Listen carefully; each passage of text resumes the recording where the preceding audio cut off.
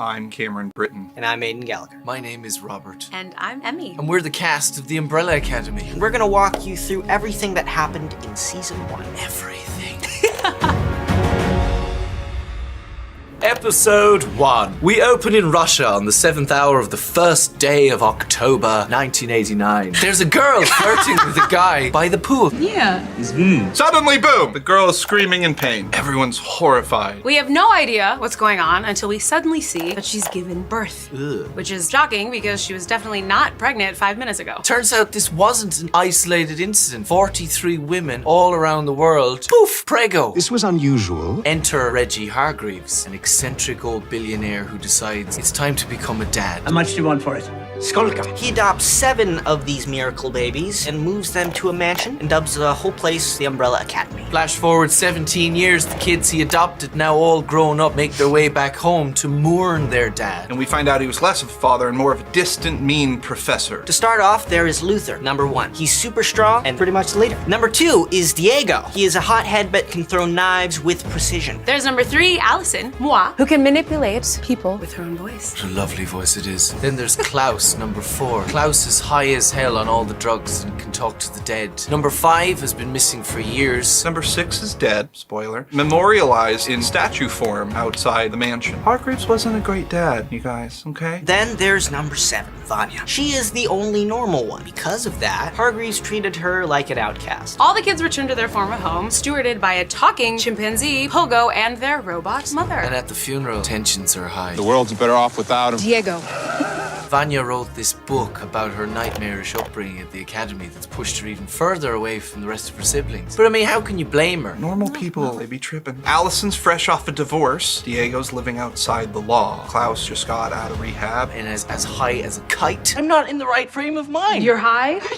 It only gets worse. Hargreaves' iconic monocle was not found after his death. Luther suspects foul play. Diego thinks it's ridiculous, and then the old rivalry between the two of them begins again in a brawl at their father's funeral, which ends with smashing the statue of their dead brother. But when it feels like the funeral can't get any more disastrous, this portal opens up and out pops a child. Long lost number 5. Dun, dun, dun. Apparently, even their missing brother reappearing from a time portal isn't enough to keep this family together. 5 goes and gets some coffee, but he ends up getting attacked by a bunch of mysterious soldiers. Hey, assholes. We don't know where they're from. Istanbul, not Constantinople, Yeah, now that was a fun scene. He sort of kills them all without mercy. Diego goes to brood by the river, and then we find out that he took the monocle just because he's kind of a mean guy, I guess. I kind of want a monocle. That would be cool. While he's doing that, Klaus sits in the back of the car and has a friendly conversation with the ghost of number 6. It looks like the whole gang is back together. Yay! Hooray! Number 5 visits Vanya and tells her why he's back. The world is gonna end in 8 days, and only they can stop it. No pressure. Episode 2. Episode dos. Number 5 explains how he survived an apocalyptic future after accidentally jumping forward in time. 5 doesn't really talk about his mannequin wife. 5 shows Vanya this prosthetic eye that he found in the wreckage of the end of the world. This is the only clue that he has in order to prevent the apocalypse. With a little help from a desperate for cash Klaus, 5 gets the record for the eye only to find out that it technically hasn't been created yet. That's a problem. Meanwhile, police investigate the grisly scene that 5 left at the donut shop where he was attacked. Leading the investigation is Detective Patch, who seems to have a bit of a thing going on with our old pal Diego. She's not the only one on the case. 2 formally dressed assassins, Hazel and Cha-Cha, arrive from the future. Yes, they do. They know 5 because he was kind of better at their job than they were, and now they gotta catch him. I am not the...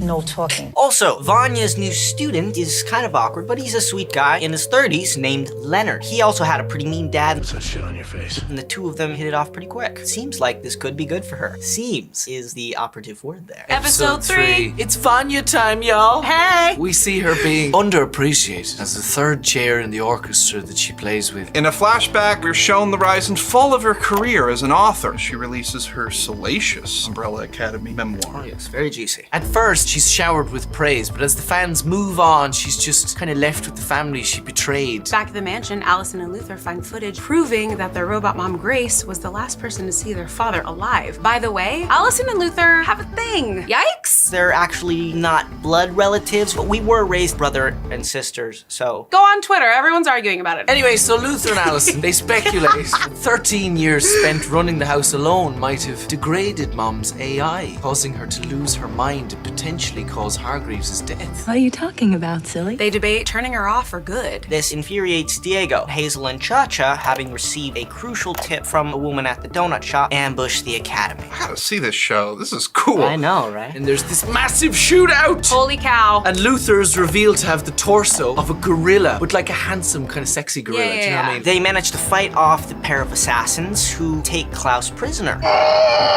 After seeing that Mother went the whole firefight without noticing anything was wrong, Diego decides to deactivate her himself. Grab a Kleenex because it's a big moment. I love that scene. 4. Episode 4. In a flashback, we see Luther go on a solo mission for his father long after his siblings abandon the academy. This mission goes terribly and Luther's rushed back on the brink of death where his father saves him by giving him the body of a beast. So that's how that happened. Back to the present, Vanya and Leonard's relationship is moving fast. Now, this guy's already got the key to her place, and of course, Allison. Me is suspicious as hell. Great seeing you. It's starting to seem like Leonard's goals might be a little more nefarious than they seem. Meanwhile, Klaus is being tortured by Hazel and Cha-Cha, unsuccessfully. And they're interrupted by Detective Patch, who followed their trail of destruction. She tries to arrest them, but is killed. The confusion allows Klaus to escape into the streets with their time-traveling device, this sort of briefcase thing. Which he accidentally activates, sending him into the past. Diego finds Patch's body in the hotel room and mourns.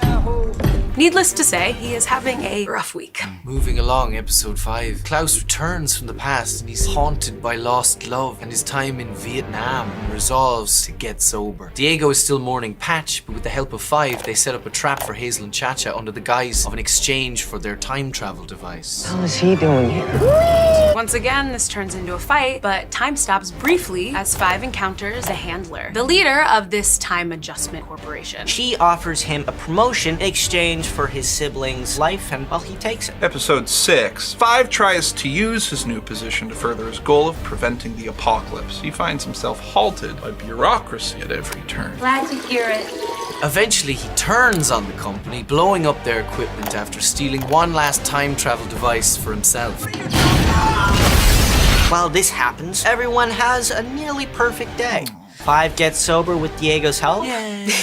Luther and Allison go on a date, but unfortunately that's all erased when 5 comes back through time with news. I know who's responsible for the apocalypse. Harold Jenkins? Episode 7. Vanya's boyfriend, Leonard, is a key player in the apocalypse. His real name is Harold Jenkins. What? Harold Jenkins! He grew up idolizing the Umbrella Academy before being humiliated by Hargreaves.